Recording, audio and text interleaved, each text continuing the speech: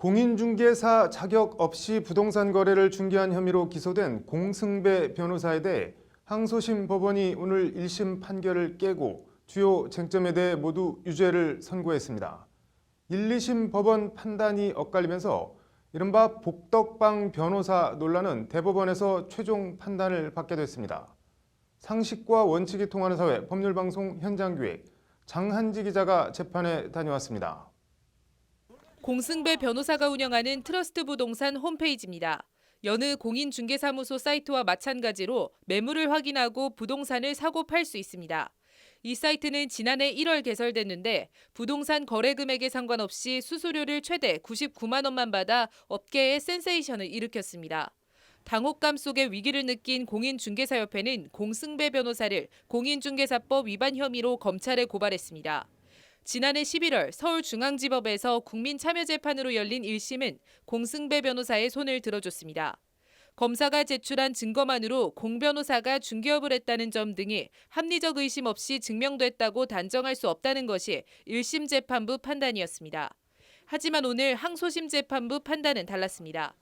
재판부는 무등록으로 중개업을 한 점이 인정된다며 유죄로 판단하고 공 변호사에게 벌금 500만 원을 선고했습니다.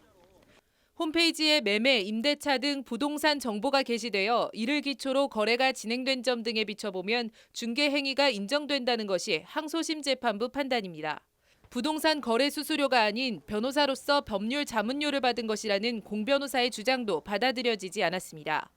재판부는 사이트에 최대 99만 원 합리적인 중개 수수료 등의 문구가 게시된 만큼 사이트 이용자들은 자신들이 중개 보수를 지급한다고 인식할 가능성이 크다고 판시했습니다.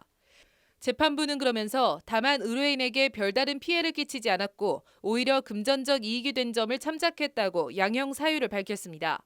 공인중개사협회 측은 항소심 재판부 판단에 즉각 환영의 뜻을 나타내고 공 변호사를 상대로 손해배상 청구 소송을 내겠다고 밝혔습니다. 고등법원 유죄 판결을 근거로 해서 공승배 변호사에게 공인중개사 10만 공인중개사가 1인당 100만 원씩 손해배상 청구 소송합시다. 여러분 어떻게 생각하십니까? 박수 한번 쳐주십시오. 공승배 변호사는 즉각 상고하겠다는 입장을 밝혔습니다. 국민참여재판에서 이미 그 부분에 대해서는 판단을 받았다라고 생각합니다. 그렇기 때문에 이른바 이제 법리의 문제로서 대법원에서 충분히 다시 한번 판단을 받아볼 필요가 있다고 생각합니다. 1심 무죄, 2심 유죄, 부동산 중개업계로선 사활이 걸린 변호사 직무 영역을 어디로까지 볼 수 있을지에 대한 최종 판단은 결국 대법원에서 가려지게 됩니다. 법률방송 장한지입니다.